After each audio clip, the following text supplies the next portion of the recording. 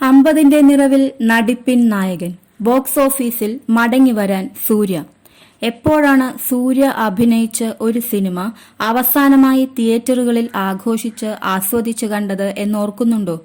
എല്ലാ കാലത്തും തമിഴ് സിനിമകളോടുള്ള സ്നേഹത്തിനൊപ്പം സൂര്യ ശിവകുമാർ എന്ന തമിഴ് താരത്തോടും സ്നേഹം പ്രകടിപ്പിച്ചവരാണ് മലയാളികൾ.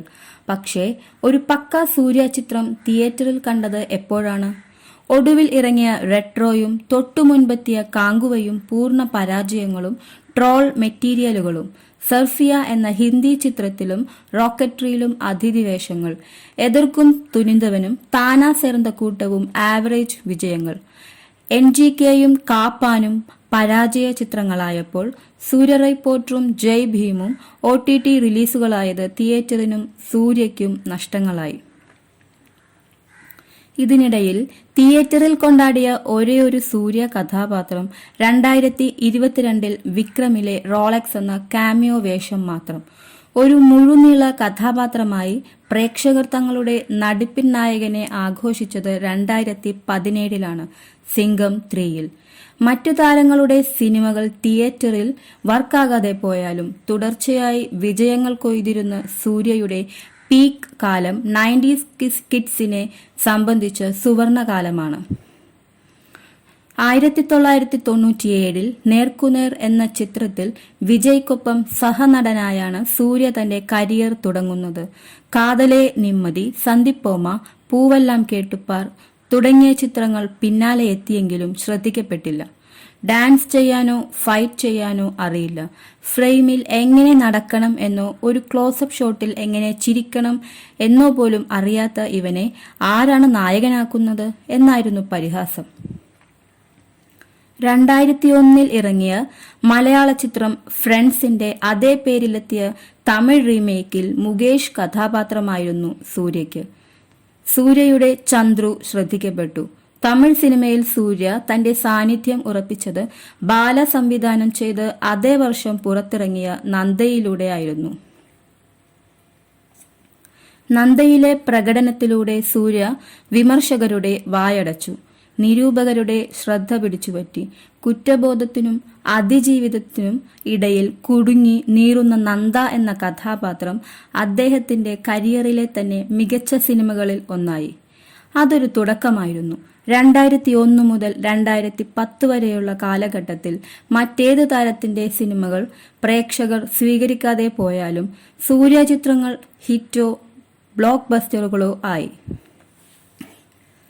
2002 ഇറങ്ങിയ മൗനം പേസിയതേ, ഉന്നൈ നിനത്ത് എന്നീ ചിത്രങ്ങളും സൂപ്പർ ഹിറ്റ്. മൗനം പേസിയതേ ആണ് സൂര്യയ്ക്ക് ഫാൻ ബേസ് ഉണ്ടാക്കിക്കൊടുത്തതെങ്കിൽ അത് ഊട്ടിയുറപ്പിച്ചത് പിന്നീട് കൾട്ട് സ്റ്റാറ്റസിൽ വിലയിരുത്തപ്പെട്ട് കാഘ കാകയാണ്. 2003 ഗൗതം വാസുദേവ് മേനോന്റെ സംവിധാനത്തിൽ വന്ന കാക്ക കാക്ക സൂര്യയെ തെന്നിന്ത്യയ്ക്ക് മുഴുവൻ പ്രിയങ്കരനാക്കി. അജിത്, വിജയ്, വിക്രം എന്നിവരെ സമീപിച്ച് അവരുടെ ഡേറ്റ് ലഭിക്കാതെ പോയപ്പോൾ ജ്യോതികയാണ് GVMനോട് സൂര്യയെ ആ കഥാപാത്രത്തിലേക്ക് നിർദ്ദേശിക്കുന്നത്. പോലീസ് വേഷത്തിൽ സൂര്യ അത്ഭുതപ്പെടുത്തിയ ഈ ചിത്രം അദ്ദേഹത്തിന്റെ അതുവരെയുള്ള ഏറ്റവും വലിയ ബ്ലോക്ക് ബസ്റ്റർ വിജയമായി. പിന്നീട് വിക്രമിനൊപ്പം പിതാമകനിൽ വിക്രം, സൂര്യ എന്നീ താരങ്ങളിലെ നടന്മാരെ ഉപയോഗിച്ച ബാല ചിത്രം.